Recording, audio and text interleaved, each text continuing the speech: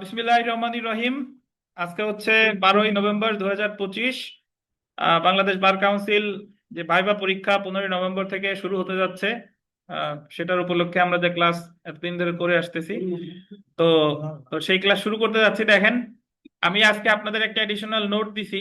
দেখেন এখানে প্রথমেই আছে, নোটটা বেশ কয়েক পেজের, 12 পেজের, মানে সবকিছু আপনার লাইন বাই লাইন পড়া লাগবে না, কোথায় কি পড়বেন জাস্ট আমি একটু বলে দিই। প্রথমেই দেখেন, পরিচয় পর্ব, আদালত সম্পর্কিত প্রশ্নাবলী। তো সাধারণত পরিচয় পর্বের মাধ্যমে ভাইভা বোর্ডের প্রশ্নোত্তর পর্ব শুরু হয়। শুরুতেই কিছু ব্যক্তিগত প্রশ্ন এবং পরীক্ষার্থী আদালতে যায় কিনা তা যাচাই করতে আদালত সম্পর্কিত কিছু প্রশ্ন করা হয়। তো এখানে দেখেন, আন্ডারলাইন করবেন civil rules and order CRO 1935 এবং সিভিল রুলস অ্যান্ড অর্ডার এটার কত কত বিধি, 825 আর কত 826 বিধি। আর criminal rules and order CRRO 2009 part 1 এর 487, 88, 89 মোতাবেক কোড ড্রেস মানে সাদা শার্ট, কালো সাদা বা কালো প্যান্ট, কালো কোট, টাই পরিধান করে ভালোভাবে পরিষ্কার পরিচ্ছন্ন হয়ে ভাইভা বোর্ডে উপস্থিত হবে। এই যে যদি আপনাদের বলে যে আইনজীবীদের পোশাক যে কালো প্যান্ট সাদা শার্ট, বা সাদা শার্ট সাদা মানে শার্ট সাদাই হবে, প্যান্ট কালো হইতে পারে, সাদাও হইতে পারে, এই আইনজীবীদের ড্রেস সম্পর্কে বলছে কোন আইনে? এই যে সিভিল রুলস এন্ড অর্ডারের 825 আর 826 বিধি, অথবা ক্রিমিনাল রুলস এন্ড অর্ডার 2009 এর 487, 88, কত 89। যদি আপনার মনে থাকে, মনে না থাকে, যে কোনো একটা মনে রাখবেন, সিভিল রুলস এন্ড অর্ডারের এত, বা ক্রিমিনাল রুলস এন্ড অর্ডারেও আছে, এই মুহূর্তে বিধি মনে করতে পারতেছি না, বা বিধি টোটালি মনে না থাকলে বলবেন যে সিভিল রুলস এন্ড অর্ডারে আছে, ক্রিমিনাল রুলস এন্ড অর্ডারে আছে, বিধি মনে করতে পারতেছি না, বা ওখানে আছে। ঠিক আছে? অনেক ক্ষেত্রে জিজ্ঞাসা করে যে পোশাক, যে কালো পোশাক পরে আসছেন, এটা কোথায় আছে, কোন আইনে আছে? ফৌজদারি কার্যবিধিতে আছে? নাই। দেওয়ানিতে আছে? নাই। ফৌজদারি কার্যবিধি নাই, কিন্তু যে সিভিল রুলস এন্ড অর্ডার মানে দেওয়ানি রুলস মানে কি, বিধিমালা এবং আদেশ, এটা কিন্তু দেওয়ানি কার্যবিধি না। আবার ক্রিমিনাল রুলস এন্ড অর্ডার, যদি বলেন স্যার এই আইন তো আমরা পড়ি নাই, এই আইন তো আমাদের পড়া না, কোর্টে যাবতীয় কর্মকাণ্ড কিভাবে পরিচালিত হবে দেওয়ানি মামলার ক্ষেত্রে, সেটা বলা আছে সিভিল রুলস এন্ড অর্ডার। আর ফৌজদারি মামলার কখন ফৌজদারি মামলা বসবে, কারা কারা পরিচালনা করবে, কখন কি করবে, এই সব কিছু বলা আছে ক্রিমিনাল রুলস এন্ড অর্ডারে। তারপরে দেখেন, বোর্ডে প্রবেশের সময় অবশ্যই সালাম এবং অভিবাদন জানাবেন, সাথে প্রবেশপত্র সহ সকল শিক্ষাগত যোগ্যতার মূল সার্টিফিকেট, 5টি সিভিল ও 5টি ক্রিমিনাল মামলার ধারাবাহিক বিবরণ সম্বলিত কেস ডায়েরি আনবেন। আচ্ছা, এরপরে বলাই আছে, এতদিন আমরা ট্রেনিং নিছি, বোর্ডের অনুমতি সাপেক্ষে বসবেন এবং ধন্যবাদ জানাবেন। নার্ভাস না হয়ে আত্মবিশ্বাস সহকারে প্রশ্নকর্তার চোখের দিকে তাকিয়ে মার্জিতভাবে বুঝে শুনে উত্তর দিবেন। প্রশ্নকর্তার সাথে বিতর্কে জড়াবেন না। প্রশ্নকর্তার সাথে একমত হতে না পারলে নীরব থাকুন। উত্তর জানা না থাকলে ভুল উত্তর না দিয়ে বরং বিনয়ের সঙ্গে দুঃখিত বলাই ভালো। সিনিয়রের নাম জিজ্ঞাসা করলে তার নামের পূর্বে অবশ্যই কি বলবেন? Learned advocate mister dot dot dot বলেন না, আবার লার্নেড অ্যাডভোকেট, যার যার সিনিয়র বলেন যে মিস্টার অমুক। কোন বিচারপতির নাম জিজ্ঞাসা করলে তার নামের পূর্বে হিজ লর্ডশিপ মিস্টার জাস্টিস বা অনারেবল জাস্টিস মিস্টার অমুক, বা মাননীয় বিচারপতি, বা মহামান্য বলে মাননীয় বিচারপতি বললে হবে, হ্যাঁ মাননীয় বিচারপতি বললেই হবে, মাননীয় বিচারপতি জনাব অমুক। প্রশ্নকর্তা অনারেবল মিস্টার জাস্টিস হলে তাকে মাই লর্ড সম্বোধন করে, মাই লর্ড বলা লাগবে না, স্যার বললেই হবে, বুঝছেন? আচ্ছা, চলে আসি, আপনার নাম কি? শিক্ষাগত যোগ্যতার সনদে যে নাম আছে সেই নাম বলবেন। সিনিয়রের নাম কি? এই যে লার্নেড অ্যাডভোকেট, এটা যেন ভুল না হয়। তারপরে আপনার সিনিয়র কোন সাইডে প্র্যাকটিস করেন, এগুলা মোটামুটি বারবার আপনাদের বলা হয়েছে। তারপরে আপনি কোন সাইডে প্র্যাকটিস করতে চান, এটারও একটা উত্তর দিবেন। আপনার সিনিয়রের চেম্বার কোথায়? চেম্বার কোথায়? যার যার সিনিয়রের চেম্বার চিনেন? যার যার সিনিয়রের কোন জায়গায় চেম্বার আছে, যদি কিছু না জানেন বলবেন যে অমুক আইনজীবী সমিতির এত নাম্বার রুমে। উনি কি খুঁজতে যাবে? খুঁজতে যাচ্ছে না। আচ্ছা, তারপরে দেখেন, কিন্তু ওই জায়গায় চুপ থাকা যাবে না, মানে টেকনিক্যালি একটা কিছু বলে আসতে হবে। আপনি কোন কলেজ বা বিশ্ববিদ্যালয় থেকে ল পাস করেছেন? কলেজ হলে কলেজের নাম বলেন, আর বিশ্ববিদ্যালয় হলে বিশ্ববিদ্যালয়ের নাম। আমি ভাইভাতে অনেককে জিজ্ঞাসা করছি, যারা যারা বিশ্ববিদ্যালয়ের ভাইস চ্যান্সেলরের নাম জানেন, আর যারা যারা ওই ল কলেজের ওই জায়গার আপনার ল কলেজের প্রিন্সিপাল কে? একজনকে জিজ্ঞাসা করছিলাম ভাই বাতে, কারে জিজ্ঞাসা করছি মনে নাই, জিজ্ঞাসা করছি যে চ্যান্সেলরের নাম কি? বাংলাদেশে যত বিশ্ববিদ্যালয় আছে সকল রাষ্ট্রপতি না স্যার? চ্যান্সেলর কে জানেন? মহামান্য রাষ্ট্রপতি রাষ্ট্রপতি স্যার। শাহাবুদ্দিন। আর সাথে কি আছে? চুপ্পু বলার চুপ্পু দরকার স্যার। নাই, শাহাবুদ্দিন আহমেদ বলেন। আচ্ছা, তারপরে দেখেন, আপনি এত পেশা থাকতে আইন পেশায় আসছেন কেন? যাই বলবেন যে অন্য পেশায় আর যাইতে পারি নাই, এই বয়সে আর সময়ও নাই, এটা আছে এই কারণে এই জায়গা আসছে। এই প্রশ্নের উত্তর আর আইনজীবী কেন হতে চান? আচ্ছা, এই যে দেখেন, ওইটা বলেন না, আইন পেশা সম্মানজনক স্বাধীন সেবামূলক পেশা, এই পেশাজীবীগণকেই শুধুমাত্র লার্নেড বলে। লার্নেড বানান শিখে যায়েন, আর নাহলে বিজ্ঞ বলেন। আপনারা অনেকে বিজ্ঞ বানানো পারেন না, লার্নেড তো পারেনই না, বিজ্ঞও পারেন না। কে কে পারেন বলেন এই জায়গা? লিখতে পারেন, বলতে পারবেন? বাদন বলেন, বিজ্ঞ বানান কি বলেন? হ্যাঁ, বলতে বলতে পারবেন না, দেখছেন? তাহলে আপনি বলেন, আনোয়ার হক সাহেব বলেন। না না, ইয়ে জ না, বর্গীয় জয় ইউ, ঠিক আছে? গোপালগঞ্জের নামে হলো ইউ জ, আর বিজ্ঞ বর্গীয় জয় ইউ, ঠিক আছে? হ্যাঁ, তো বিজ্ঞ বানান শিখে নিয়েন। তারপর দেখেন, আইনের শাসন প্রতিষ্ঠার মাধ্যমে অসহায় দুস্থ নিরীহ মানুষকে আইনি সহায়তা প্রদান করতে ও সামাজিক মান মর্যাদা বৃদ্ধির জন্য আমি এই মহান পেশায় আসতে চাই। সর্বোপরি আমার মা বাবা সহ পরিবারের সবার ইচ্ছা আমি এই মহান পেশায় আসি আর কি। তারপরে যদি বলে যে অ্যাডভোকেট কে, আমি আপনাদের ভাই ভাইদের জিজ্ঞেস করছিলাম যে অ্যাডভোকেটের সংজ্ঞা কোথায় কোথায় আছে। জাস্ট এখানে একটা বিষয় দেখেন, অ্যাডভোকেটের সংজ্ঞা বিভিন্ন আইনে লিপিবদ্ধ হয়েছে, যেগুলো হলো প্রথমে তো দেখেন the Bangladesh legal practitioners and bar council order 1972 এর আর্টিকেল 2 এর, দেখছেন? মোতাবেক অ্যাডভোকেট বলতে তাকে বোঝায় যিনি অর্থ আদেশের বিধান মতে বাংলাদেশের বার কাউন্সিল অ্যাডভোকেট হিসেবে তালিকাভুক্ত হয়েছেন। তাহলে Bangladesh legal practitioners and bar council অর্ডারের 2 এর এ। দেওয়ানি কার্যবিধির 2 এর কত? 15। এই জায়গায় কিন্তু অ্যাডভোকেট শব্দটা বলে না, এই জায়গায় বলছে প্লিডার। মনে আছে কিনা আপনাদের? 2 এর 15 তে কি বলছে? প্লিডার। এছাড়া 1898 সালে ফৌজদারি কার্যবিধির আছে 4 এর 1 এর ক, এই জায়গায় অ্যাডভোকেট বলছে। এবং সাংবিধানিক আইন মতে অ্যাডভোকেট বলতে এমন ব্যক্তিকে বোঝায় যিনি অপরের পক্ষে আদালতে হাজির হওয়ার ও যুক্তিতর্ক পেশ করার অধিকার রাখেন। আর দরকার নাই, আপনি যে কোনো একটা আইন বললেন, এত বলার দরকার নাই। যদি বলেন যে Bangladesh legal practitioners and bar council order 1972 এর কত? 2 এর এ। এছাড়া স্যার ফৌজদারি কার্যবিধি দেওয়ানি কার্যবিধিতেও আছে, সংশ্লিষ্ট ধারায় আছে, বলে দিবেন। হ্যাঁ জি বলেন। The Bangladesh legal practitioners and bar council order, বড় হয়ে যাচ্ছে। বাংলাই বাংলাই, বাংলাদেশের বাংলা এখন কি বলবো আমি?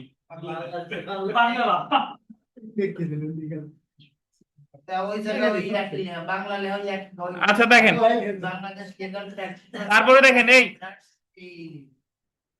আপনি এত দেরি করে আইন পেশায় আসছেন কেন? আনোয়ারুল হক সাহেবের প্রশ্ন, বদরুজ্জামান সাহেবের প্রশ্ন, এটা আপনাদের করবে করবে করবে। অনেকটাই করতে পারে, তবে আপনি কনভিন্স করবেন ওনাদের, যেটা সবচেয়ে যৌক্তিক উত্তর হয় যে ছোটবেলা থেকে আইনে পড়ার অনেক ইচ্ছা ছিল, নানা প্রতিকূলতার মাঝে আসতে পারি নাই। পরবর্তীতে যারা এই যে আমাদের ওখানে যে বিজ্ঞান ও প্রযুক্তি বিশ্ববিদ্যালয় এলএলবি কোর্স চালু করলে তখন থেকে এই পেশায় আসার জন্য লেগে আছি। বুঝতে পারছেন? বর্তমানে কি করেন? তার আগে ব্যবসা করতাম বা আগে চাকরি করতাম, এখন নাই। বিগত 3 বছর ধরে এই লাইনেই আছি, এমসিকিউ গত সাল থেকে দিচ্ছি, এবার আল্লাহর রহমতে পাশ করে এই ভাইবা পর্যন্ত এসেছি, ঠিক আছে? কিন্তু বললেন না যে বর্তমানে আমি ব্যবসা করি, বর্তমানে এই চাকরিতে আছি, আর পাশাপাশি এই জায়গা আসছেন।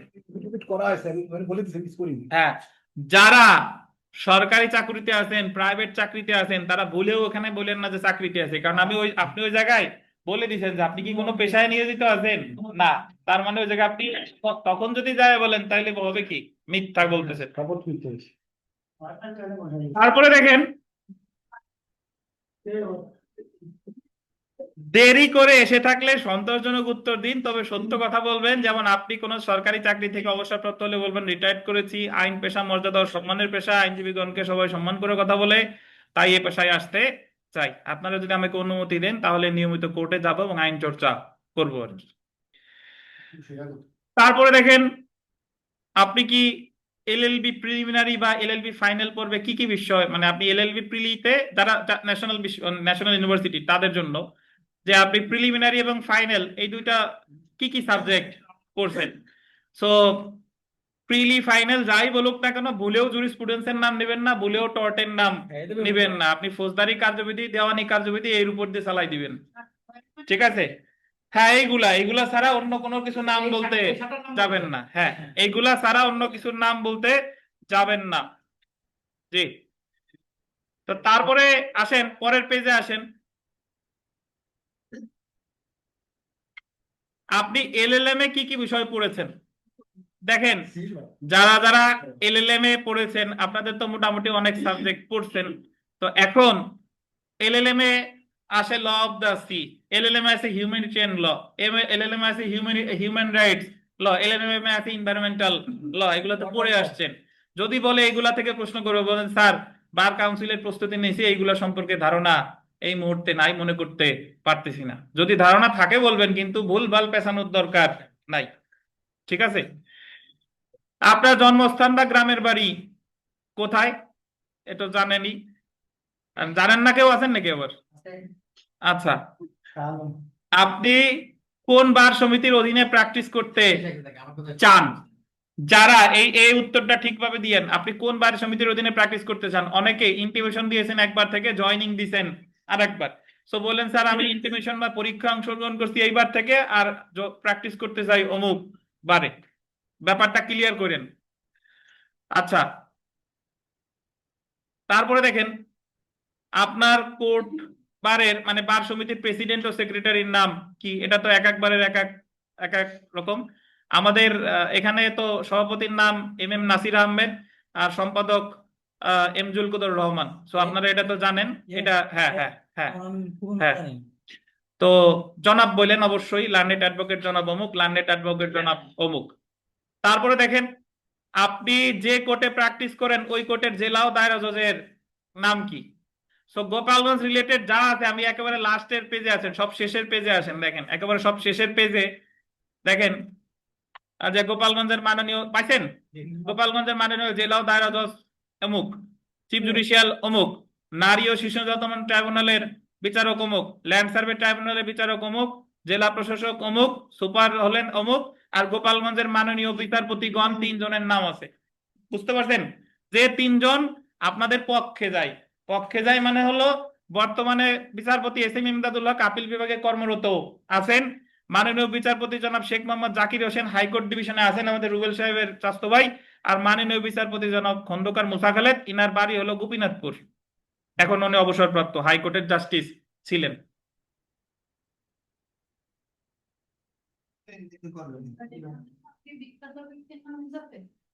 যাবে বলে দিয়েন। আপনি বিখ্যাত ব্যক্তির নাম মোহনের নামও বলতে পারেন। মোহন বলতে যে হাইট নিয়ে মোহনটা চিনেন, দেখছেন কখনো? আর্জেন্টিনার খেলা গেলে হয়েছে আচ্ছা দেখেন, তারপরে দেখেন এটা দেখেন, বাংলাদেশের বর্তমান অ্যাটর্নি জেনারেলের নাম কি? লার্নেড অ্যাডভোকেট জনাব মোহাম্মদ আসাদুজ্জামান। নূর জানু বলে বলে বলেন না,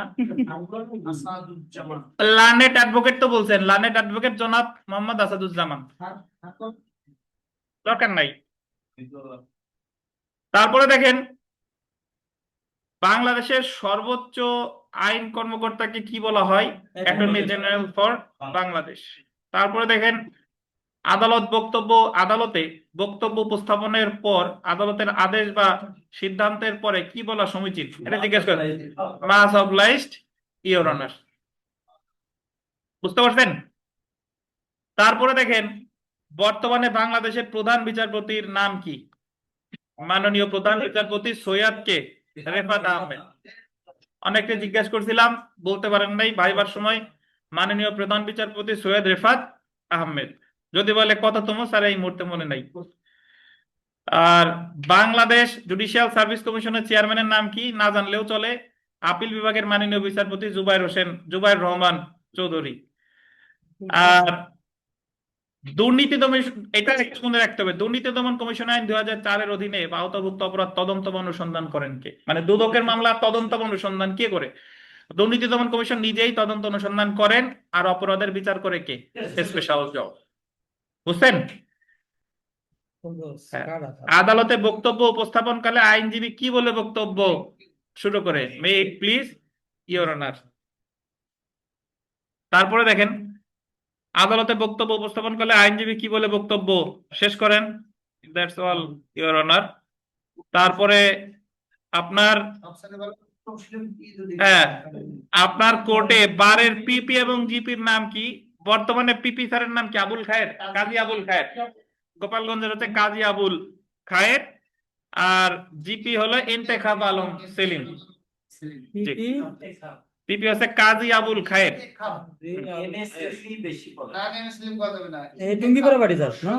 আমি জানি, আমি এনরোলমেন্টের ওটা জমা দিচ্ছি। ইন্তেখাব আলম সেলিম, এটা বলেন। কাজী আবুল ইন্তেখাব। ইন্তেখাব, হ্যাঁ, ওরে বাবা। হ্যাঁ, ইন্তেখাব আলম সেলিম। ইন্তেখাব আলম ছেলে। কফির ক। দেখি এই যে সাব্বিরের সিনিয়র, হ্যাঁ, সাব্বিরের সিনিয়র। হ্যাঁ, লেখছেন? আচ্ছা, তারপরে দেখেন, ঢাকার পিপি জানি নিয়েন, আপনি ঢাকা বলেন না? ওটাও আবুল খায়ের, ঠিক আছে, জিপি। আচ্ছা দেখেন, তারপরে দেখেন,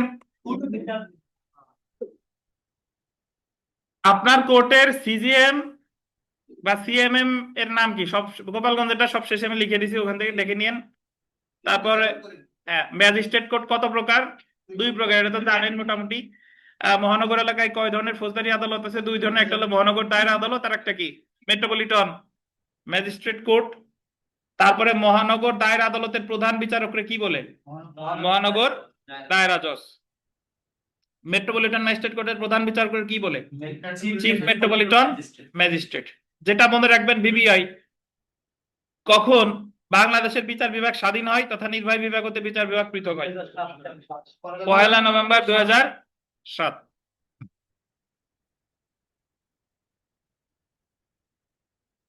justice delayed is justice denied কে বলেছেন? তারপরে মানে দেরি করলে বিচার প্রক্রিয়া ঠিকঠাক ভাবে হয় না, সেটা বোঝানো হচ্ছে। মানে দেরি হলে বিচারের সম্ভাবনা কমে যায়, ন্যায় বিচারের সম্ভাবনা। জিয়ার মামলা চলাকালে এজাহারকারী মারা গেলে কি হবে? বলেন না স্যার, মারা গেলে কি হবে, আমি কি ধরে রাখতে পারবো? জিয়ার মামলায় রাষ্ট্রপতি কর্তৃক পরিচালিত হয়, রাষ্ট্র কর্তৃক পরিচালিত হয়, কাজেই এজাহারকারী মারা গেলেও মামলা সঠিকভাবে চলবে। তারপরে দেখেন, জিয়ার বা সিয়ার মামলায় আসামি মারা গেলে কি হবে? এটা দেখেন, একমাত্র আসামি মারা গেলে বিচার কার্যক্রম কি হবে?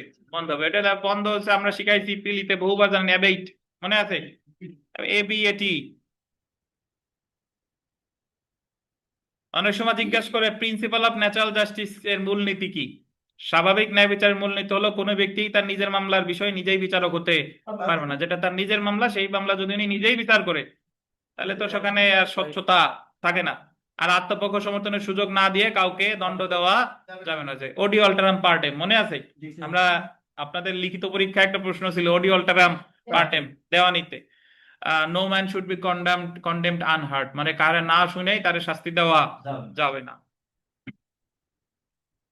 তো এখানে কতগুলো শর্ট ফর্ম আছে, এগুলো একটু জেনে নিতে হবে। ডিএফ মানে কি? Date of filing. এনডি মানে কি? Next date. অনেকের মামলার লিস্টে আছে SR, for SR and AD. SR মানে কি? সার্ভিস রিটার্ন, মানে সমন প্রতিবেদন ফেরত আসছে কিনা। এডি দেখেন, এডি মানে অ্যাকনলেজমেন্ট ডিউ।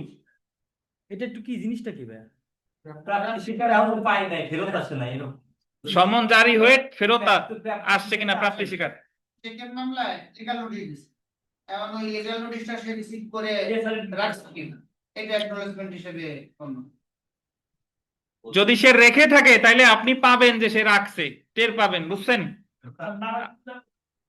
হ্যাঁ, আর কাজ তো মানে বিষয়টা অনেকটা এরকম, আপনি যখন বর্তমান থেকে আমরা সবাই ডিজিটাল মেসেঞ্জারে যখন মেসেজ মানে সেন্ড করছেন, সিন আসে না? জি সিন সিন মানে হলো আপনি এডি পাইছেন, দেখছেন, ঠিক আছে? আর সিন যতক্ষণ পর্যন্ত বা হোয়াটসঅ্যাপে ওই যে সবুজ দুই ঠিক না ওটা পর্যন্ত এডি এডি আসে নাই। আচ্ছা, তো ডব্লিউএস কি?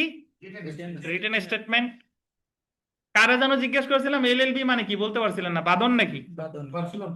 না, কে যেন পারেন নাই। এলএলবি, এলএলবি না পারলে বলে দিবেন লং লিভ বাংলাদেশ। হ্যাঁ, দেখেন ডব্লিউও কি? রিটেন অবজেকশন, ব্র্যাকেটে লেখেন লিখিত আপত্তি। লিখিত আপত্তি দরখাস্তের পরিপ্রেক্ষিতে যেটা দেয় সেটাকে বলে লিখিত আপত্তি, আর আর্জির পরিপ্রেক্ষিতে যেটা দেয় সেটা হলো রিটেন স্টেটমেন্ট। বুঝতে পারছেন? যদি বলে যে অস্থায়ী নিষেধাজ্ঞার আবেদন করতে বাদী, তাহলে প্রতিপক্ষ এসে অস্থায়ী নিষেধাজ্ঞার এগেইনস্টে কি জমা দিবে? Written objection. বুঝছেন? ডব্লিউ ডব্লিউ কি দেখেন, বলে মারামারি, রেসলিং। ওয়ারেন্ট বদল ফর, ভাইকে জিজ্ঞেস করছিলেন স্যার এলএলবি অর্থ। হ্যাঁ, warrant for witness, police has power to leave the witness on bail. তো এখানে পুলিশের মানে ক্ষমতা আছে ওই উইটনেসে জামিন দেওয়ার। দেখেন পিএইচ, এই যে লেখা আছে পারেক্টরি ক্যারিং, বানানটা দেখে নিয়েন। এফএইচ মানে কি? Further hearing. পিডব্লিউ দেখেন অনেকগুলা মিনিং আছে। প্লেইন্টিফ উইটনেস, দেওয়ানি মামলা হলে কি? প্লেইন্টিফ witness.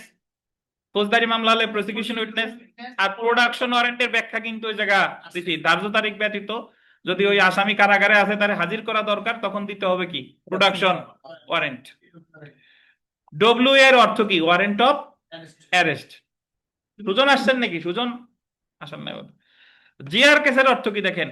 General registered case. CR কেসের অর্থ কি? Complaint registered case. TO date of, sorry date of occurrence, date. PO place of occurrence. PSI court sub inspector. FRT final report true. যদি বলে ফাইনাল রিপোর্ট ট্রু কি বলবেন? ঘটনা ঘটছে কিন্তু তাদের বিরুদ্ধে মামলা করছে তারা ঘটাই নাই। এফআইআর কি? First information report. জিডি কি? General diary entry. তারপরে দেখেন ডিডব্লিউ অর্থ কি? ডিডব্লিউ অর্থ ডিফেন্স উইটনেস বা ডিফেন্ডেন্ট উইটনেস। এমসি অর্থ কি? মেডিকেল, বানানটা ভুল আছে, MEDICAL লেখেন, CAL ই হয়ে গেছে, মেডিকেল সার্টিফিকেট।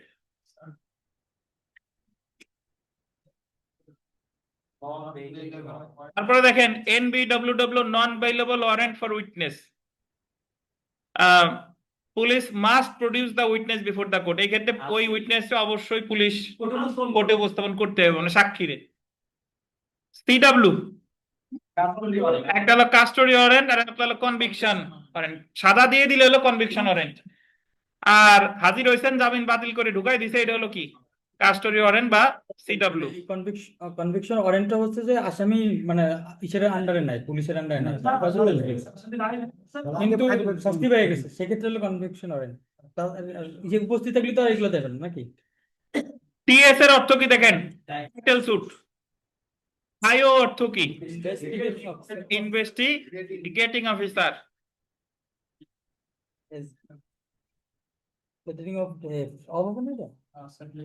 SD অর্থ কি? ওই জায়গায় সেটলিং ডেট দিলেই হয়, বা সেটলিং অফ ডেট হয়, সেটলিং ডেটও হয়। FI ফার্স্ট ইনফরমেশন, এটা তো বললামই। জিপি গভর্নমেন্ট প্লিডার, জিপি সংজ্ঞা আছে দেওয়ানি কার্যবিধি 2-7, আসবে না এমনি বলা আর কি। ADR দেখে নেন, alternative dispute resolution. ADM court অনেকের মামলা আছে, ওই যে আপনার petition case, additional district magistrate. তারপর দেখেন CMM chief metropolitan magistrate, CJM chief judicial magistrate.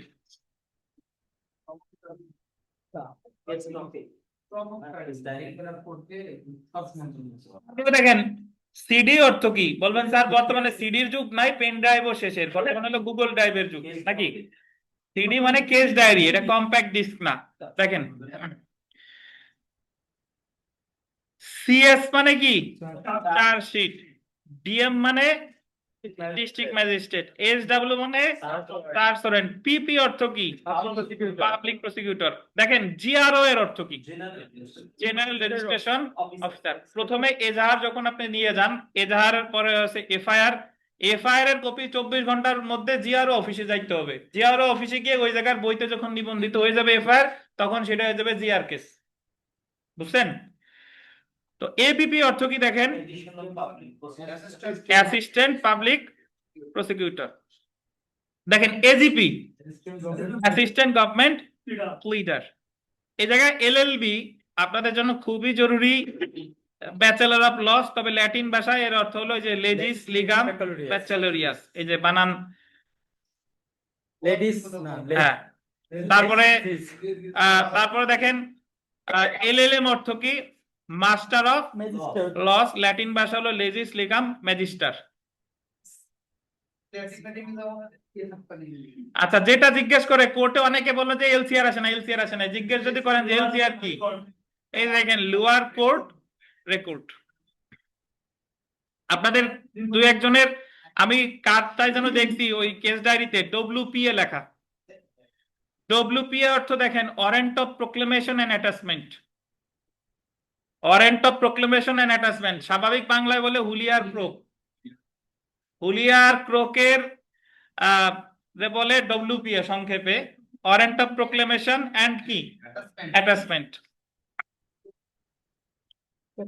না তারপরে দেখেন, নিম্ন আদালতের বিচারকদের পোশাক বিধি সম্পর্কে কোথায় বলছে, ওই বিধিটি মনে রাখার দরকার নাই, বলবেন যে sir criminal rules and order, civil rules and অর্ডারে বলা আছে সংশ্লিষ্ট বিধিতে। বার কাউন্সিলের পড়ার জন্য ওই বিধি আর মনে নাই। আইনজীবীদের পোশাক সংক্রান্ত মাত্রই বললাম শুরুতে, ওই যে সিভিল রুলস এন্ড অর্ডারের 825 826, আর ক্রিমিনাল রুলস এন্ড অর্ডারের 487 থেকে 88 89। আপনার বারের কয়েকজন প্রসিদ্ধ আইনজীবীর নাম বলে দিয়েন, যার যার নাম মনে আসে।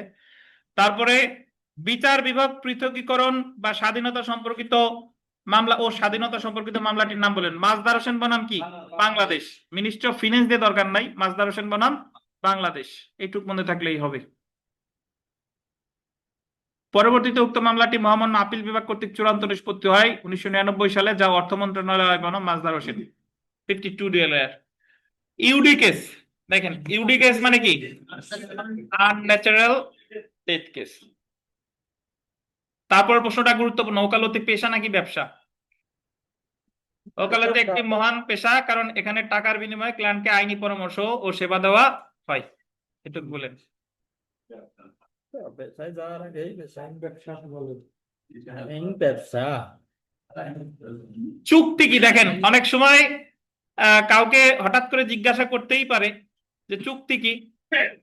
আইনে বলবৎযোগ্য সম্মতি হচ্ছে কি চুক্তি, মানে যেটা দুইজনের মধ্যে যে একটা সম্মতি হয়েছে, যে সম্মতিটা আইনের মাধ্যমে বলবৎ করা যায়, সেটাই চুক্তি। সকল সম্মতি কিন্তু আইন দ্বারা বলবৎ করা যায় না। ধরেন দুইজনে বাজি ধরছে যে আজকে আইপিএল এ কলকাতা নাইট রাইডার্স জিতলে তুমি এত টাকা পাবা, এটা সম্মতি, বাট এটা চুক্তি না, কারণ এটা আইন দ্বারা বলবৎ করা যাবে না। সম্মতি কি? পরস্পরের মধ্যে প্রতিদান সৃষ্টি করতে পারে, এরূপ প্রতিশ্রুতিকে কি বলে? সম্মতি। যদি বলে চুক্তি, কন্ট্রাক্ট এন্ড এগ্রিমেন্টের মধ্যে পার্থক্য কি? কন্ট্রাক্ট আইন দ্বারা বলবৎ করা যায়, এগ্রিমেন্ট আইন দ্বারা বলবৎ করা যায় না।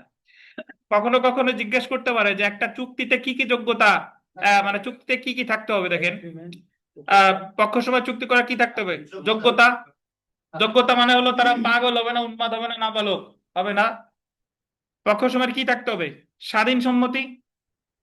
চুক্তির উদ্দেশ্য অবশ্যই বৈধ হইতে হবে, চুক্তির প্রতিদান বৈধ হতে হবে। চুক্তি আইন নট সো ইম্পর্টেন্ট, বাট এমনি একবার দুইবার রিডিং পড়ে যান, যদি জিজ্ঞেস করে যাতে মাথায় ধরে, এই আর কি আসে আর কি।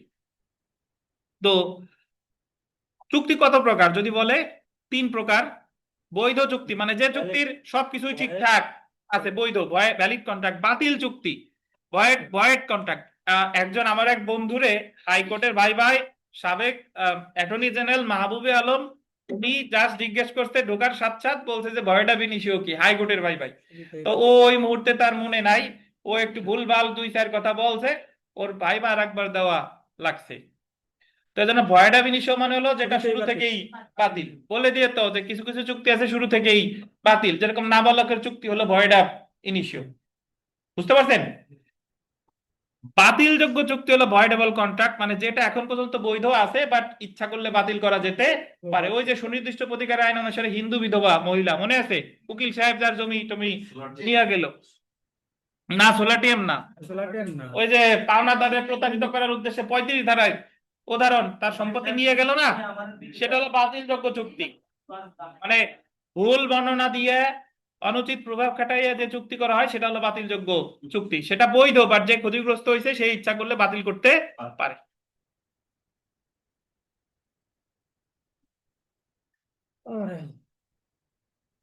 কি হয়েছে? তো চুক্তির আবশ্যকীয় উপাদানগুলো কি কি দেখেন। ওই দুই বা ততোধিক পক্ষ, বৈধ প্রস্তাব, প্রস্তাব গ্রহণ, বৈধ প্রতিদান, দুই চারটে বলেই শেষ। পরের বাতিলযোগ্য চুক্তি পড়া লাগবে না। কি কি কারণে বাতিলযোগ্য হতে পারে, ওই যে বললাম ভুল বর্ণনা, মিথ্যা বর্ণনা, এইগুলা। চলে আসেন অস্ত্র আইন 1878। 1878 মনে রাখলেই হবে, সংজ্ঞা টঙ্গা কিছু পড়বো না, জাস্ট দেওয়া আর কি। জাস্ট এখানে একটা বিষয় মনে রাখবেন, সেটা হলো যে অস্ত্র আইনের বিচার কে করে। সর্বশেষ এই যে লাস্টের 5 নাম্বার পেজের সর্বশেষ প্রশ্নটা দেখেন, সর্বশেষ পরের পেজে আর কি, পরের পেজে আসেন, পরের পেজে। অস্ত্র আইনের অপরাধসমূহ কোন আদালতে বিচারযোগ্য, এটা মনে রাখবেন। অস্ত্র আইনের অপরাধসমূহ 1974 সনের বিশেষ ক্ষমতা আইনের 26-2 ধারার অধীনে গঠিত বিশেষ ট্রাইব্যুনাল কর্তৃক। ধারা মনে না থাক বলবেন কি বিশেষ ট্রাইব্যুনাল, কি ট্রাইব্যুনাল, বিশেষ ট্রাইব্যুনাল। পাইছেন? স্পেশাল পাওয়ার থাকবে। তারপরে চলে আসেন বিশেষ ক্ষমতা আইন 1974।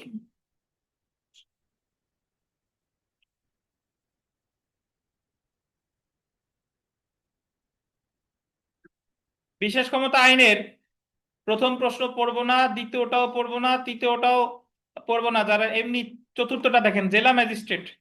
জেলা ম্যাজিস্ট্রেট বা অতিরিক্ত জেলা ম্যাজিস্ট্রেট কর্তৃক আটক আদেশ ডিটেনশন সরকার কর্তৃক অনুমোদিত না হলে তাদের আদেশ প্রদানের কতদিন পর্যন্ত বলবৎ থাকবে? 30 দিন। মনে থাকলে থাকলো, না থাকলে সমস্যা নাই। জাস্ট পরের প্রশ্নটা দেখেন, পরেরটা বিশেষ ক্ষমতা আইনে ক্ষতিকারক কার্য বা প্রি জুডিশিয়াল অ্যাক্ট, এই শব্দটা গোল দিয়েন। জাস্ট মনে রাখেন, যদি বলে প্রি জুডিশিয়াল অ্যাক্ট বা ক্ষতিকারক কার্য কোন আইনে আছে, বিশেষ ক্ষমতা আইনে। ক্ষতিকারক কার্য কি কি, খুব বেশি গুরুত্বপূর্ণ না, বাট একটু দেখাই দিই আপনাদের। যে যে কাজ বাংলাদেশের সার্বভৌমত্ব বা প্রতিরক্ষার জন্য ক্ষতিকর, মানে এমন কোন কাজ যেটা বাংলাদেশের সার্বভৌমত্বের জন্য কি ক্ষতিকর।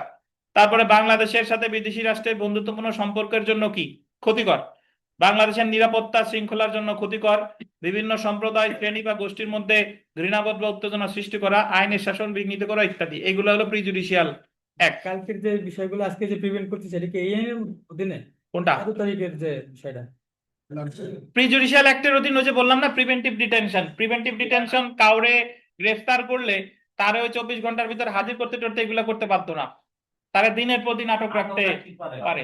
এটা হলো ব্ল্যাক লয়ার যে হ্যাঁ হ্যাঁ হ্যাঁ, এইগুলা এই আটটার যে কোনো একটা যদি করার সম্ভাবনা থাকে তাহলে তারে প্রিভেন্টিভ ডিটেনশনে নিতে পারে। তারপরে দেখেন পরের প্রশ্নটা দেখেন, পরেরটা পড়বো না। সান্ধ্য আইন বা কারফিউ, এটা জানতে হবে। সান্ধ্য আইন বা কারফিউ সম্পর্কে বিশেষ ক্ষমতা আইনের কোন ধারায় বলা আছে? বিশেষ ক্ষমতা আইনের এই যে গোল্ডেন কত ধারা? 24 ধারা। তো সান্ধ্য আইন বা কারফিউ বানানটা লেখেন CURFEW,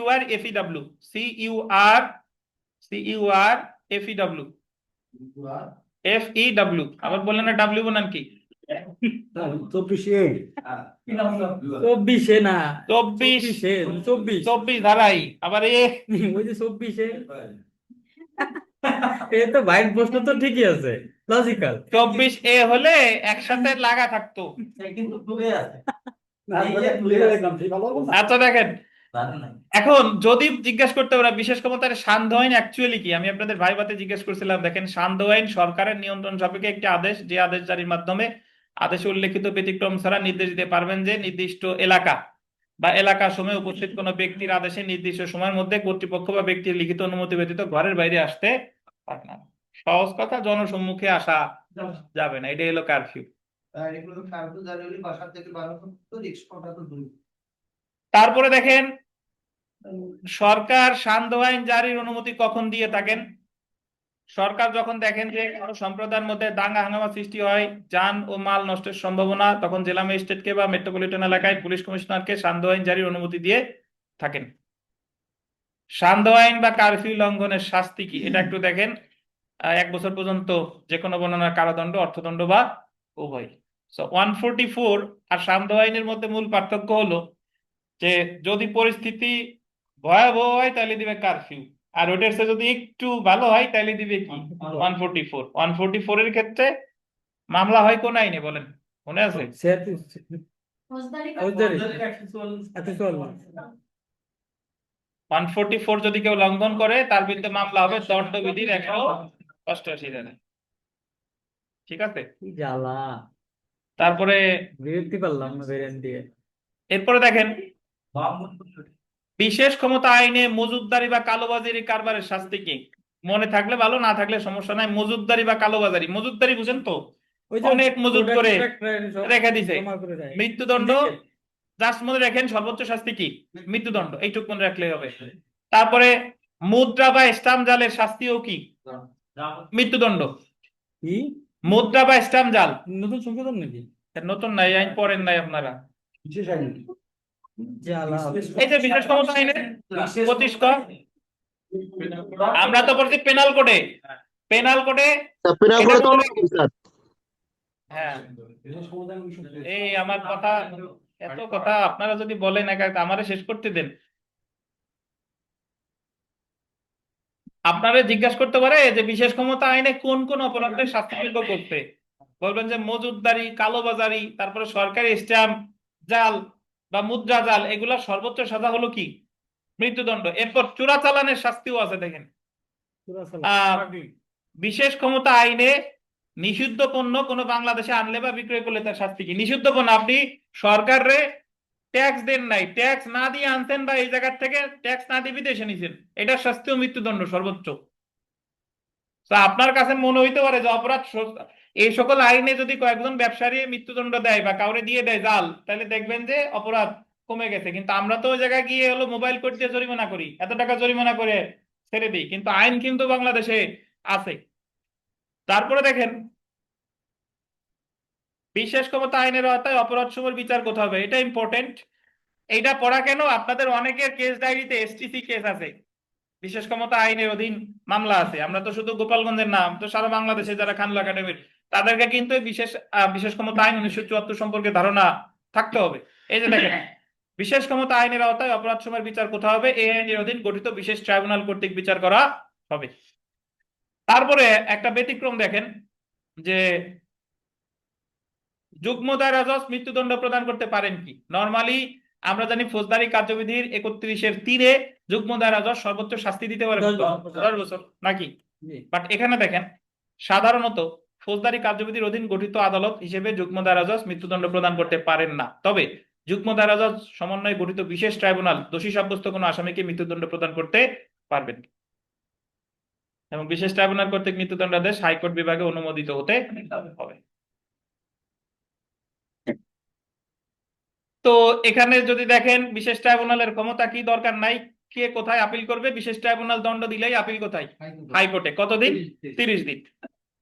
এই যে দেখেন জানার জন্য যে শুল্ক ফাঁকি দিয়ে সোনা, রূপা, খাদ্যদ্রব্য, ঔষধ, মুদ্রা বাংলাদেশের বাইরে নিয়ে যাওয়া, বাংলাদেশে নিয়ে আসা, স্মাগলিং, চোরাচালানের শাস্তি কি? যে দেখেন মৃত্যুদণ্ড, কোনটা তাই যে যাবজ্জীবন মৃত্যুদণ্ড মনে রাখলে হবে, জাস্ট দেখান। শুল্ক ফাঁকি দিয়ে তারপরে লাস্টের প্রশ্নটা দেখেন, জাস্ট আপনাদের জানার জন্য, মনে না থাকলেও হবে।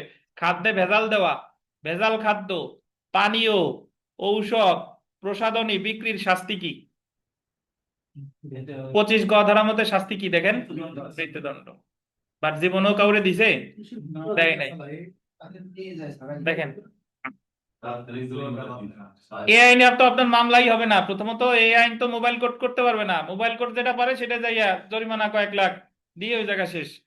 আচ্ছা, বিশেষ ক্ষমতা আইনে মৃত্যুদণ্ড কার্যকর করা হয় কিভাবে, এটা একটু দেখেন। অত্র আইনের আওতায় যে ক্ষেত্রে কোনো ব্যক্তিকে মৃত্যুদণ্ড প্রদান করা হয় সেক্ষেত্রে বিশেষ ট্রাইব্যুনাল যেভাবে নির্দেশ দেন সেভাবে ফাঁসি দেওয়া বা নির্ধারিত পদ্ধতিতে গুলি করে মৃত্যু কার্যকর করতে হবে। আমাদের ফৌজদারি কার্যবিধি 368 ধারায় আছে দড়ি দিয়ে ঝুলাইয়া ফাঁসি কার্যকর করতে হবে। এছাড়া বাংলাদেশে আরো একটা মৃত্যুদণ্ড কার্যকর করার আর একটা বিধান আছে, সেটা হলো কি গুলি কইরা। এটা হলো কিসের অধীন? বিশেষ ক্ষমতা আইনের অধীন। এনআই অ্যাক্টে চলে আসি। এনআই অ্যাক্টের অনেকের মামলা আছে, দেখেন নেগোশিয়েবল ইনস্ট্রুমেন্ট অ্যাক্ট, আগে বানানটা দেখে যান। নেগোশিয়েবল ইনস্ট্রুমেন্ট অ্যাক্ট কত? 1881। চেক ডিজনার সংক্রান্ত মামলায় বিচারিক আদালত কোনটি জিজ্ঞেস করতে পারে? দায়রা আদালত, অর্থাৎ দায়রা জজ, অতিরিক্ত দায়রা জজ বা কে? যুগ্ম দায়রা জজ। 2006 সালের আগে বিচার করতো ম্যাজিস্ট্রেট কোর্ট, বাট বর্তমানে 6 সালের সংশোধনী অনুসারে দায়রা আদালত করে। তারপরে দেখেন এনআই অ্যাক্টের চেক ডিজনার সংক্রান্ত সংশোধনী কখন কখন হয়? আর দরকার নাই, মানে সংশোধনী কখন আনা হয়েছে। পরে প্রশ্ন দেখেন, এনআই অ্যাক্টের 138 ধারা মোকদ্দমা কোথায় কখন কিভাবে দায়ের করতে হবে? জাস্ট মনে রাখেন এনআই অ্যাক্টের মামলা করে কত ধারায়? 138 ধারায়। 138-এর 1 ধারার মধ্যে শর্ত পালন করার পর মামলার কারণ উৎপত্তি হওয়ার অর্থাৎ চেক প্রদানকারীকে নোটিশ পাওয়ার 1 মাসের মধ্যে টাকা পরিশোধে ব্যর্থ হলে চেক গ্রহীতা পরবর্তী 1 মাসের মধ্যে প্রথম শ্রেণীর ম্যাজিস্ট্রেট অথবা মেট্রোপলিটন ম্যাজিস্ট্রেট বরাবর লিখিত অভিযোগ দায়ের করবে, মানে সিআর মামলা আকারে হবে। যখন আপনার চেকটা ডিজনার হলো, যে কোনো কারণে হোক, অপর্যাপ্ত তহবিল হতে পারে, সিগনেচারে মিল নাই বা অন্য কোনো কারণে যদি ডিজনার হয়, তাহলে হওয়ার আপনি কি দিবেন? লিগাল নোটিশ দিবেন। লিগাল নোটিশ দিবেন 1 মাসের মধ্যে। লিগাল নোটিশ পাওয়ার 1 মাসের মধ্যেও যদি সে অর্থ পরিশোধ না করে, তারপরে আপনার মামলা করতে হবে কত দিনের মধ্যে? তার 1 মাসের মধ্যে। মনে রাখতে হবে মামলার কারণ উদ্ভব হয় চেক প্রদানকারী কর্তৃক নোটিশ প্রাপ্তির 30 দিন পর থেকে। এই যে দেখেন, মামলার কারণ উদ্ভব হয় চেক প্রদানকারী কর্তৃক নোটিশ প্রাপ্তির কতদিন পর থেকে? 30 দিন পর থেকে। উক্ত সময় থেকে 1 মাসের মধ্যে লিখিত অভিযোগ দায়ের করতে হবে, মানে সিআর মামলা করতে হবে। কোন আদালতে? আমলি আদালতে। বাট এটার বিচার আদালত কে? দায়রা আদালত। তারপরে দেখেন, পরের পেজে চলে আসেন। চেকের টাকা আদায়ের জন্য দেওয়ানি আদালতে মামলা দায়ের করা যাবে কি না? বলছেন কে কে? এনআই অ্যাক্টের 138-এর 3-এর বিধান মোতাবেক অর্থদণ্ড হিসেবে আদায়কৃত টাকা হতে চেকের গায়ে সমুদয় টাকা যদি চেকের গ্রহীতা বা ধারককে প্রদান করা হয়, তবে চেকের গ্রহীতা বা ধারক দেওয়ানি আদালতে মামলা দায়ের করতে পারবেন না। কিন্তু চেকের টাকা পরিশোধ না করা হলে বা আংশিক পরিশোধ করা হলেও উক্ত চেকের সমুদয় বা অবশিষ্ট টাকা আদায়ের জন্য চেকের যথানিয়মের ধারক দেওয়ানি আদালতে টাকার মামলা দায়ের করতে পারবেন। মানে চেকে যে টাকার কথা আছে ওই টাকা যদি আপনাকে দিয়ে দেয় তাহলে আর আপনি মামলা করতে পারবেন না, কিন্তু অর্ধেক দিছে বা টোটালি দেয়ই নাই, তাহলে আবার দেওয়ানি আদালতে মামলা করা যাবে। 138 ধারা চেক ডিজনার সংক্রান্ত অপরাধ আপোষযোগ্য কিনা? মহামান্য উচ্চ আদালতের সিদ্ধান্ত মতে বর্তমানে আপোষ যোগ্য। দেখছেন? তারপরে দেখেন, জিজ্ঞাসা করতে পারে যে অ্যাকাউন্ট ক্লোজ মন্তব্য সহ চেক ফেরত কি? অ্যাকাউন্ট ক্লোজ মন্তব্য সহ চেক ফেরত আসলেও তা 138 ধারার অপরাধ হবে। অ্যাকাউন্ট ক্লোজ বুঝেন? হ্যাঁ, বন্ধ। তা সেক্ষেত্রেও কি হবে? মামলা করা যাবে। তারপরে দেখেন, যাদের কেস ডায়েরিতে এনআই অ্যাক্টের মামলা আছে তাদের এই জিনিসগুলো দেখে যেতে হবে। 6 মাসের মধ্যে চেক ব্যাংকে উপস্থাপন না করলে কি হবে? এনআই অ্যাক্টের 138 ধারা মোতাবেক চেক ইস্যুর তারিখ হতে 6 মাসের মধ্যে উহা ব্যাংকে উপস্থাপন করতে হবে, অন্যথায় 138 ধারা মোতাবেক চেক ডিজনের অপরাধ সংঘটিত হবে না। তবে চেক ইস্যুকারী ব্যক্তির বিরুদ্ধে চেকের যথা নিয়মের ধারক ফৌজদারি ও দেওয়ানি মামলা দায়ের করতে পারবে। তারপরে দেখেন, দরকার নাই এটা, চেক ডিজনারের ক্ষেত্রে 420 ধারায় মামলা চলে কি? এটা দেখেন, চেক ডিজনারের ক্ষেত্রে দণ্ডবিধির 420 ধারায় কি আছে আলামিন সাহেব? পূর্বক সম্পত্তি হস্তান্তরে বাধ্য করা। হস্তান্তরযোগ্য এনআই অ্যাক্টের 138 ধারার অপরাধ এবং দণ্ডবিধির 420 ধারার অপরাধ এক নয়। একটি অপরাধ অপরটি থেকে পৃথক কি স্বতন্ত্র। কাজেই চেক ডিজনার সংক্রান্ত প্রতারণার জন্য দণ্ডবিধির 420 ধারায় মামলা করতে চলতে বাধা নাই। এখন আপনারা জানো এরকম যা আছে এগুলো যেন মুখস্থ করতে যায় না, জায়গায় জাস্ট ছোট ছোট প্রশ্ন যে এনআই অ্যাক্টের মামলা করলে 420 ধারা মামলা করা যাবে কিনা, এনআই অ্যাক্টের মামলা করলে দেওয়ানি মামলা করা যাবে কিনা, এনআই অ্যাক্টের মামলা করে কোথায়, থানায় না আমলি আদালতে? আমলি আদালতে। এর বিচার আদালত কে? এইগুলো হলো প্রশ্ন। তারপরে লাস্টের পয়েন্টটা দেখেন যে চেকের মাধ্যমে কর্জ দেওয়া হলে কত সময়ের মধ্যে দেওয়ানি আদালতে মোকদ্দমা দায়ের করতে হবে। ওই যে অর্থ আদায়ের মামলা তো 3 বছর, 3 বছর মনে রাখবেন। সেদিন থেকে ডিসোনা করা হচ্ছে তো কতদিন পর্যন্ত মামলা করা যাবে কি? 1 মাসের মধ্যে। ডিজনারের তো 1 মাসের মধ্যে দিবেন নোটিশ, নোটিশ সে পাওয়ার 1 মাস পরে হলো মামলা করবেন। পাওয়ার নানা নোটিশ দেওয়ার। তো জানুয়ারি না একটা চেক দিয়ে দাও ওটার মামলা করা যাবে না। না আবার ওর ব্রেক শেষ হয়ে গেছে, আপনি শাশুড়ি সমানো করতে পারবেন না।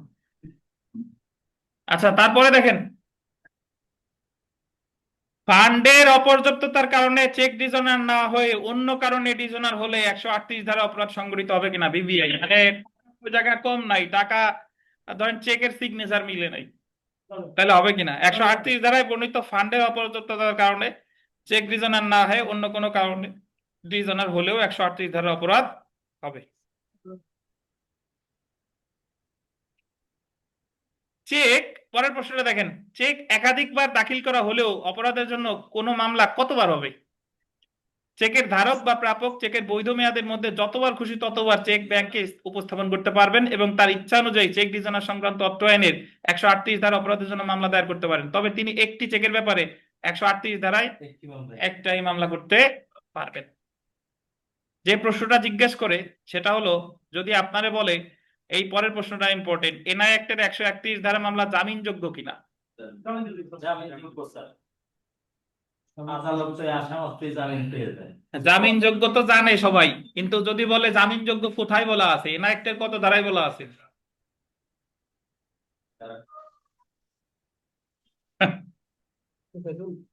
আমরা তো 138 ধারায় জামিনযোগ্য এনআই অ্যাক্টের কোন ধারায় বলা নাই, যেহেতু 1 বছর শাস্তি ওই ফৌজদারি কার্যবিধির 2য় তফসিলের 5ম কলাম অনুসারে ওই নির্ণয়যোগ্য আর কি, যেহেতু 1 বছর শাস্তি ওই জায়গা যত আছে সবই হচ্ছে জামিন যোগ্য, এই কারণে এটাও জামিনযোগ্য।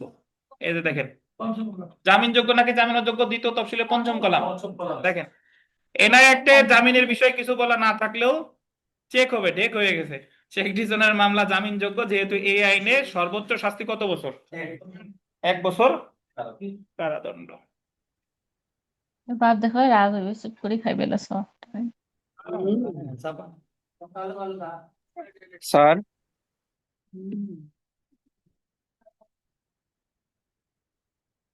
বলেন মাহমুদুল।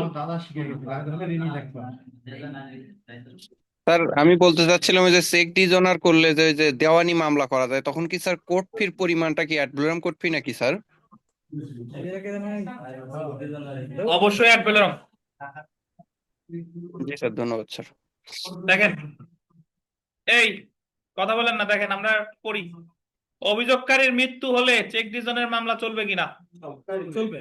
মহামান্য উচ্চ আদালতের সিদ্ধান্ত মতে মামলা চলাকালীন সময়ে চেকের যথানিয়মের ধারক অর্থাৎ অভিযোগকারীর মৃত্যু হলেও মামলা অ্যাবেট হবে না, উক্ত অভিযোগকারী বৈধ উত্তরাধিকারী মামলা পরিচালনা করতে পারবেন। যদি আপনারা বলে ফৌজদারি কার্যবিধির কত ধারায় আছে, এই মুহূর্তে মনে করতে পারতেছেন না, ফৌজদারি কার্যবিধির কোনো ধারাই নাই। এটা তো বললো এই যে উচ্চ আদালতের নজির। তারপরে দেখেন চেক গ্রহীতার পক্ষে ক্ষমতাপ্রাপ্ত ব্যক্তি 138 ধারা মামলা দায়ের করতে পারে কিনা? মহামান্য উচ্চ আদালতের সিদ্ধান্ত মতে চেক গ্রহীতার পক্ষে ক্ষমতাপ্রাপ্ত ব্যক্তি 138 ধারা মামলা দায়ের করতে পারবে। না পড়লে তো নাই, কিন্তু আমি তো আপনাদের একটা নির্দিষ্ট কোর্সের দায়িত্ব নিছি, আমার তো সব দেখাই দিতে হবে, বুঝতে পারছেন? দেখেন হ্যাঁ, চেকের এটা শুধু আমি আপনাদের বলি, এইগুলা হচ্ছে যে যার আপনাদের মামলায় তো চেক ডিজনার নাই, অনেকের কেস ডায়েরিতে দেখবেন চেকের মামলা আছে, তো যার যে মামলা আছে সেই আইন থেকে প্রশ্নগুলাই মেইনলি করে থাকে, তো এগুলা জানতে হবে আপনার। চেকের আপনাদের আমি বলি, আপনাদের ফরজ ইবাদত হলো বার কাউন্সিলের সাবজেক্ট গুলো পড়া, এগুলো হলো ফরজ, ঠিক আছে? আর কেস ডায়েরি হচ্ছে ওয়াজিব, আর এই বাদ বাকি যা আছে এগুলো হলো নফল ইবাদত। ঠিক দেখেন ওটাও বলো।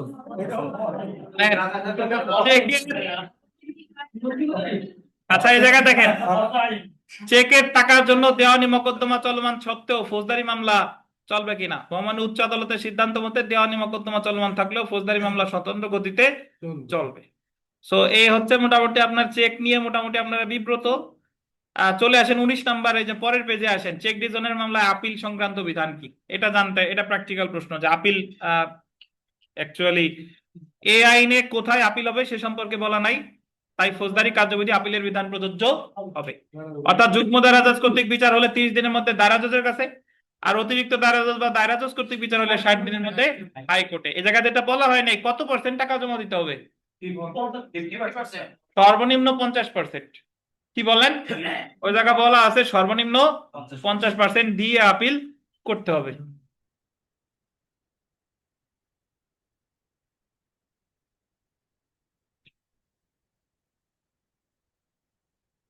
আচ্ছা এখানে দেখেন এই যে 3 স্টার দেওয়া 2 নাম্বারটা, আর তানভীর আলম খান বলে দিবেন এটা শিখে যান যে এনআই অ্যাক্টের অধীনের মামলা থানায় দায়ের করা যায় কিনা, যায় না। যৌতুক নিরোধ আইনের মামলা থানায় করা যায়, যায় না। এনআই অ্যাক্টের মামলা থানায় করা যায়, যায় না। কিন্তু থানাওয়ালারা সালিশ করে দিবেন, আর্মির কাছে যান, ফোন দেবেন যে টাকা দেন না কেন। এনআই অ্যাক্টের মামলা থেকে উদ্ভূত কোনো আইনগত বিষয়ে দায়রা জজ বা হাইকোর্ট বিভাগে রিভিশন করা যায়। অর্থদণ্ড হিসেবে আদায়কৃত অর্থ চেকে উল্লেখিত পরিমাণ অর্থ চেকের বাহককে প্রদান করা হবে। অর্থাৎ সাজা দিতে পারে তো 1 বছর, আর জরিমানা করতে পারে সর্বোচ্চ 3 গুণ।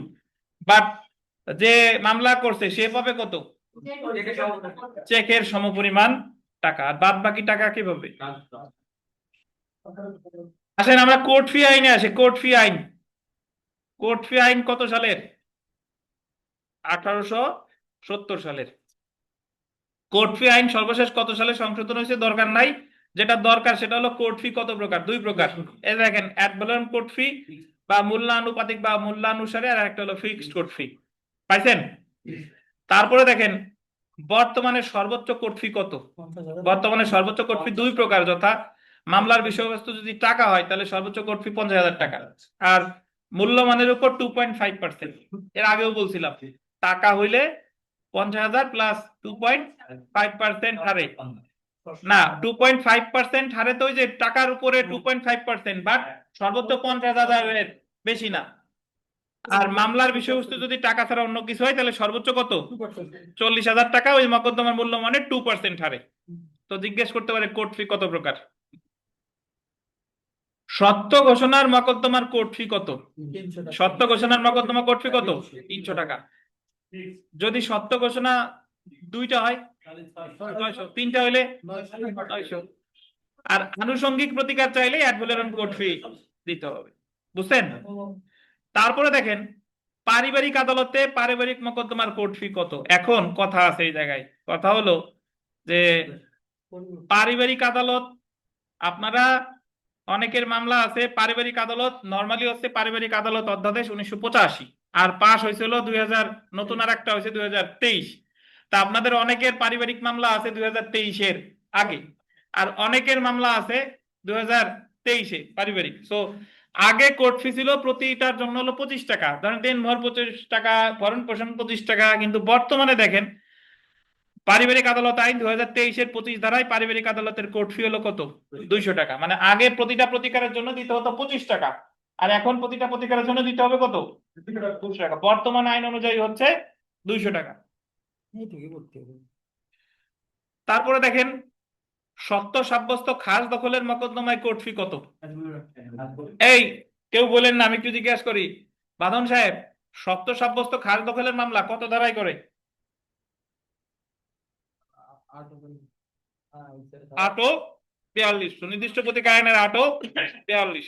তারপরে দেখেন দখল পুনরুদ্ধারের মকদ্দমায় কোর্ট ফি কিভাবে নির্ধারিত হয়, অ্যাড ভ্যালোরাম কোর্ট ফিসের অর্ধেক। থামেন, তানভীর বলেন এই দখল পুনরুদ্ধারের মামলা অ্যাড ভ্যালোরাম কোর্ট ফিসের অর্ধেক, কত ধারার মামলা, 9 ধারার মামলা। এই তো দেখেন।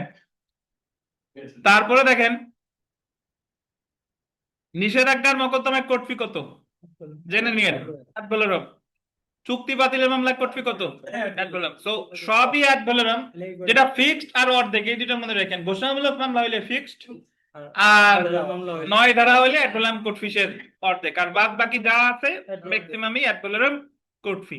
সো এখানে যেটা মনে রাখবেন, এই যে অগ্রকরের মামলা দেখেন নিচে পাইছেন, আপনাদের অগ্রকরের মামলা অনেকের আছে।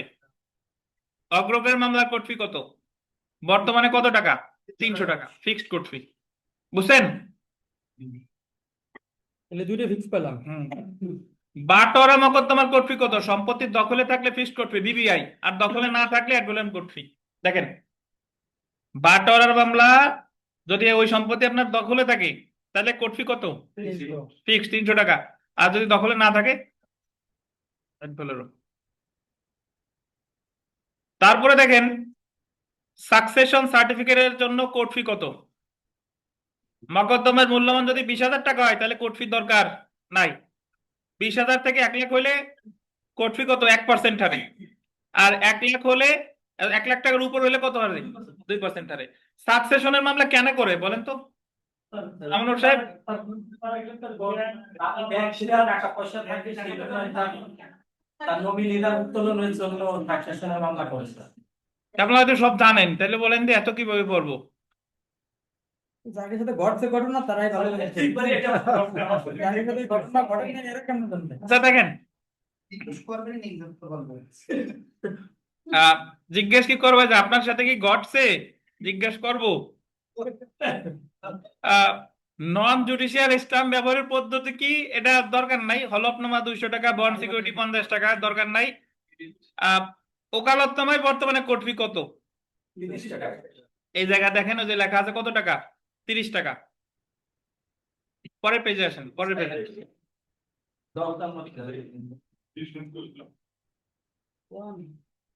এই যে পান না? আবার ছয়ের পরে যেটা আছে সেটি ওকালতনামা কয় টাকা নেয় বর্তমানে? 300। 400 টাকা। 400 আচ্ছা, লাস্টের পেজে আসেন, মানে এই যে এই পেজের, সরি মানে এই পেজের লাস্টে, বাম সাইডে লাস্টে বর্তমানে সর্বনিম্ন এবং সর্বোচ্চ ফিক্সড কোর্ট ফি কত? 5 টাকা। সর্বনিম্ন 5 টাকা, সর্বোচ্চ কত? 1,000। বেল বন্ডের কোর্ট ফি কত? 25 টাকা। এগুলো জিজ্ঞেস করতে পারে। বেল বন্ডের কোর্ট ফি কত? 25 টাকা।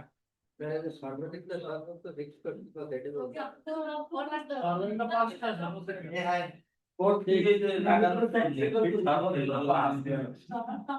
ওইটার বৌদি আপনারা যে ওই যে তো বেশি নাই আগে মারা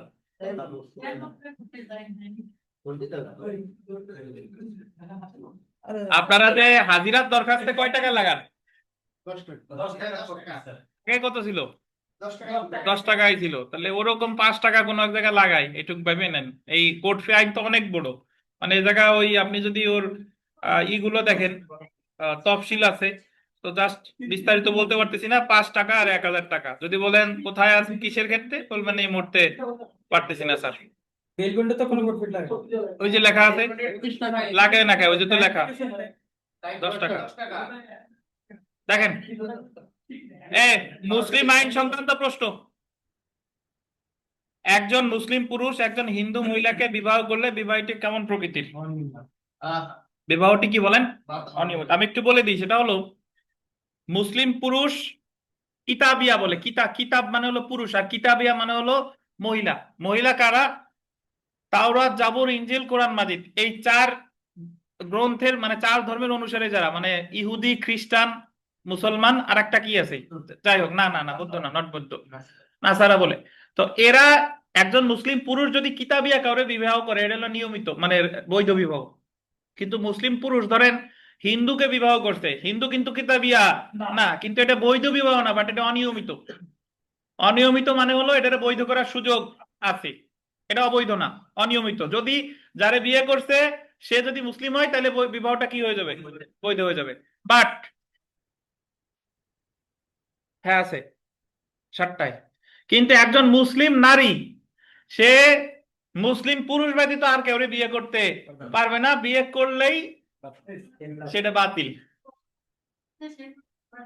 তাহলে এই যে আমাকে গীতার বাটাবাটা মুসলমান মানে বিয়ে করতেছে, ওটা তো আলাদা। আচ্ছা, অহরহ হচ্ছে, সেটা তো তারা বানায় নিছে। ধরেন শাহরুখ খান মুসলমান, তার ওয়াইফ হিন্দু, সেইভাবে চলতেছে। কিন্তু আপনি যদি ধর্মের দিক থেকে চিন্তা করেন তাহলে তো ওটা তো অনিয়মিত, মানে এটা হলো পরের কথা। বাট পরীক্ষায় দিকে অহরহ হওয়া আর প্রকৃত আইন সেটা হলো 2 জিনিস। ধরেন নামাজ না পড়লে এত বছর কারাগারে, মানে দোজকে থাকতে হবে। তো এটা অহরহ তো এখন হয় নাই, হবে না কয়দিন পরে দোজকে যাওয়ার পরে, কিন্তু এটা তো পড়তে হবে, আর নিয়মটা তোমার জানতে হবে। তাই দেখেন, তো যে কথা আমি বললাম যে মুসলমান পুরুষ অন্য ধর্মের কাউরে বিবাহ করলে সেটা অনিয়মিত, আর মুসলমান নারী অন্য ধর্মের কাউরে বিয়ে করলে কি বাতিল। এই যে দেখেন, একজন মুসলিম নারী একজন হিন্দু পুরুষকে বিবাহ করলে বিবাহটি কেমন প্রকৃতির, বাতিল বিবাহ। তো তারপরে দেখেন, মুসলিম আইনে বিবাহ কত প্রকার, বৈধ, অনিয়মিত, বাতিল। বৈধ তো মানে সবকিছু সাক্ষী টাক্ষী আছে, সব ঠিকঠাক আছে। অনিয়মিত মানে অন্য ধর্মের কাউরে বিবাহ করলে। আর বাতিল মানে আকাশকে বাতাসকে সাক্ষী রেখে যে বিবাহ করছে সেটা বলবেন নাকি? না। বাতিল তো ওই যে মুসলিম নারী যদি কাউরে বিয়ে করে বাতিল, রক্তের সম্পর্কের ক্ষেত্রে বাতিল, অনেক অনেক প্রকার আছে। আচ্ছা, যেটা আমার জেনে রাখা দরকার, দেখেন এই, আপনারা একটু থামেন। ইদ্যৎকালীন সময়ে কোনো নারী অন্যত্র বিবাহ বন্ধনে আবদ্ধ হলে বিবাহটি কোন প্রকৃতির? শুনেন, ইদ্যৎ কাকে বলে? ইদ্যৎ হলো যখন বিবাহ বিচ্ছেদ হয়েছে হাজবেন্ড ওয়াইফের মধ্যে, তখন মহিলাকে 3 মাস 10 দিন, ওই 3 মাস 10 দিন সে বিবাহ করতে পারবে না। আর স্বামী মারা গেলে, লেখা আছে একটু পরে, স্বামী মারা গেলে 4 মাস 10 দিন। এই যে একটু পরেই লেখা আছে, লেখা লাগবে না আলামিন সাহেব, ধৈর্য ধারণ করেন। দেখেন, দেনমোহর কত প্রকার? 2 প্রকার। একটা হলো তাৎক্ষণিক দেনমোহর, আর একটা হলো বিবাহের সাথে সাথে দিতে, যেটা দিতে হয় সেটা হলো তাৎক্ষণিক মুজ্জ্বল। আর বিলম্বিত মানে হলো যে মারা গেলে বিবাহ, সেটা হলো মুঅজ্জল, এটা হলো বিলম্বিত। এইটা যেটা মনে রাখেন, ইদ্যতের সময় কতদিন? স্বামীর মৃত্যুতে 4 মাস 10 দিন। আর যদি তাদের তালাকের কারণে বিবাহ বিচ্ছেদ হয় তাহলে 3টি মাসিক কাল, স্ত্রী গর্ভবতী থাকলে মেয়াদ সন্তান জন্মদান পর্যন্ত। তো এগুলাই যেটা মনে রাখেন, কতটুকু অংশ দান করতে পারে? সম্পূর্ণ অংশ। দেখেন, একজন মুসলমান তার সম্পত্তির কত অংশ দান করতে পারে? সম্পূর্ণ। যদি বলে উত্তরাধিকার পরিমাণ দান করতে পারে, পারে। হেবা যারে খুশি তারে করা যায়, হেবা ইচ্ছা করলে পুরোটাই করা যায়, কিন্তু উইল করা যাবে সর্বোচ্চ কত? 1/3। উত্তর, এই যে একজন মুসলিম তার কত অংশ আগন্তুক বরাবর উইল করতে পারে? দেখেন, 1/3। 1/3 বেশি উইল কার্যকর করতে উত্তরাধিকারীদের সম্মতি প্রয়োজন। উইলকারী মৃত্যুর পর কার্যকর হয়। যদি আপনি পুরো সম্পত্তি উইল করতে চান তাহলে আপনার যে উত্তরাধিকারী আছে তাদের অনুমতি নিতে হবে। তারা যদি অনুমতি দেয় তাহলে পুরোটাই পারবেন, কিন্তু তারা অনুমতি না দিলে পারবেন না। আর আপনি একাই বেঁচে আছেন, আর কেউ বেঁচে নাই, তাহলে আপনার সম্পত্তি যারে তারে দিতে পারবেন উইল করে, সমস্যা নাই। উইলের আরবি কি? ওসিয়ত। ওসিয়ত। আর দান রে বলে কি? হেবা।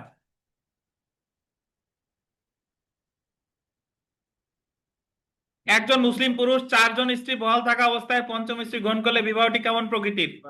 অনিয়মিত। এটারে বৈধ করার সুযোগ আছে। মারা গেলে বা একজন যদি তালাক দেয় সেই ক্ষেত্রে। আচ্ছা দেখেন,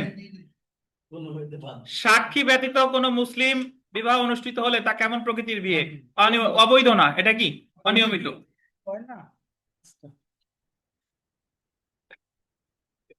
সুন্নি মতবাদ অনুসারে অনুমোদিত তালাক কত প্রকার? 2 প্রকার, তালাকে আহসান আর তালাকে হাসান। কপালে বসা নেবে হাসানা আহসান একটা খোলা ইংলিশ আরবিতে না? তালাকে আহসান আর হাসানের পার্থক্য বলবো?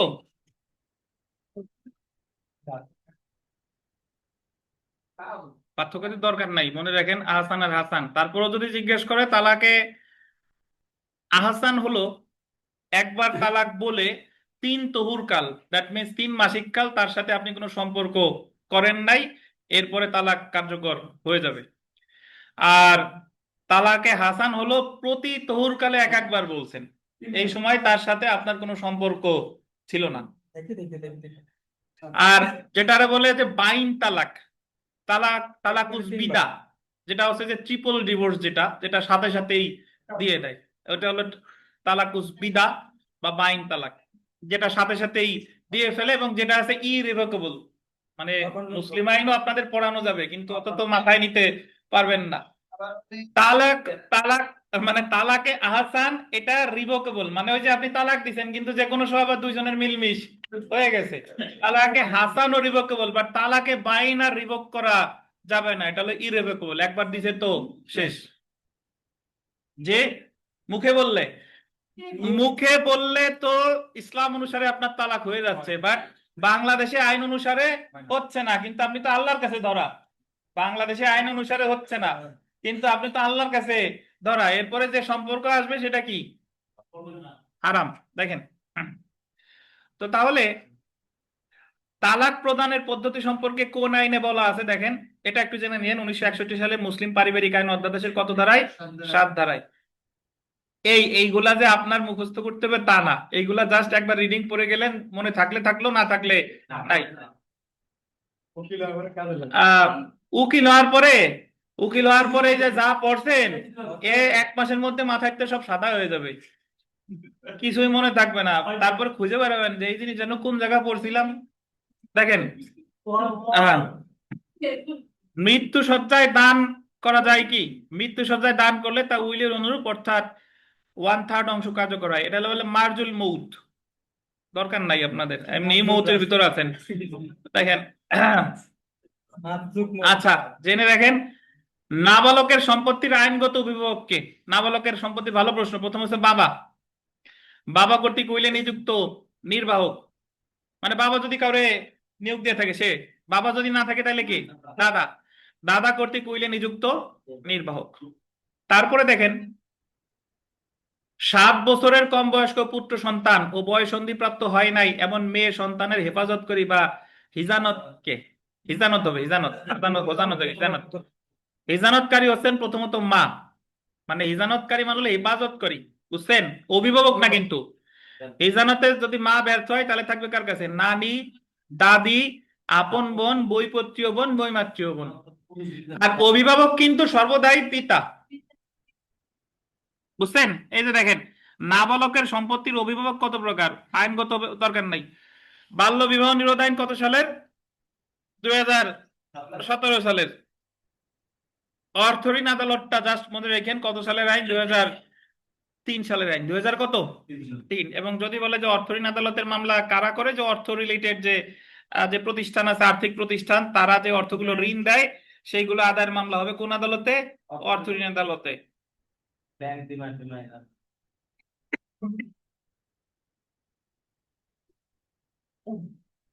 ডান সাইডে মানে 11 নম্বর পেজের ও যে উপরে দ্বিতীয় পয়েন্টটা দেখেন, একেবারে ডান সাইডে 2 নম্বর প্রশ্নটা, উপর নিচ থেকে।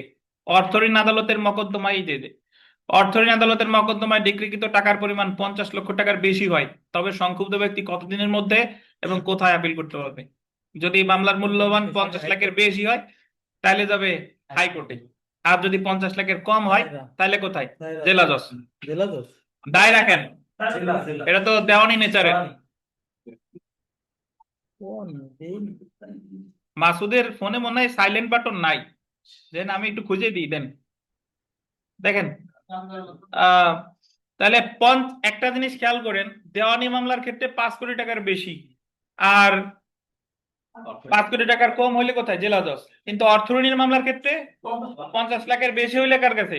হাইকোর্টে। আর 50 লাখ পর্যন্ত হইলে জেলা জজ। আর পড়ার প্রয়োজন নাই। না, মাথার উপর দিয়ে যাক, যতটুকু মাথায় রাখা যায়।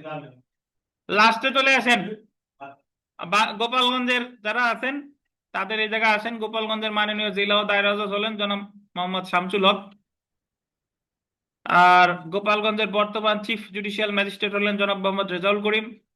গোপালগঞ্জের নারী ও শিশু নির্যাতন দমন ট্রাইব্যুনালের বিচারক হলেন জনাব সৈয়দ আরাফাত হোসেন। আর যদি মনে না থাকে আমাদের কোচিং এর এক একজনের নাম হঠাৎ করে বলে দিবেন যে অমুক।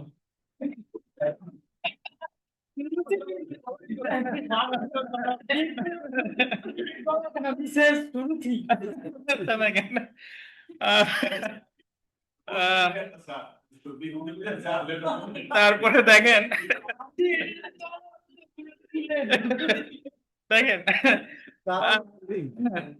গোপালগঞ্জ ল্যান্ড সার্ভে ট্রাইব্যুনালের বিচারক এই যে আছে, দেখে নিয়েন, নতুন জেলা প্রশাসক, পুলিশ সুপার, অমুক অমুক। এগুলোর চেয়েও যেটা ইম্পর্টেন্ট সেটা হলো এটা একটু মনে রাখেন, বিচারপতিগণ। বিচারপতি এস এম ইমদাদুল হক, আপিল বিভাগ নিজ রাখবেন। ইনি কিন্তু বর্তমানে আপিল বিভাগে আছে। হ্যাঁ, থাকতে পারে, জি। তারপরে মাননীয় বিচারপতি জনাব শেখ মোহাম্মদ জাকির হোসেন, এর নাম কোয়া যাবে মিলফা টঙ্গিপাড়া কওয়া যাবে না, তারা কর্মরত আছে না। দেখেন, হ্যাঁ, মাননীয় বিচারপতি জনাব খন্দকার মুসা খালেদ, এনার বাড়ি হচ্ছে গোপীনাথপুর। উনি অবসরপ্রাপ্ত সাবেক বিচারপতি আর কি।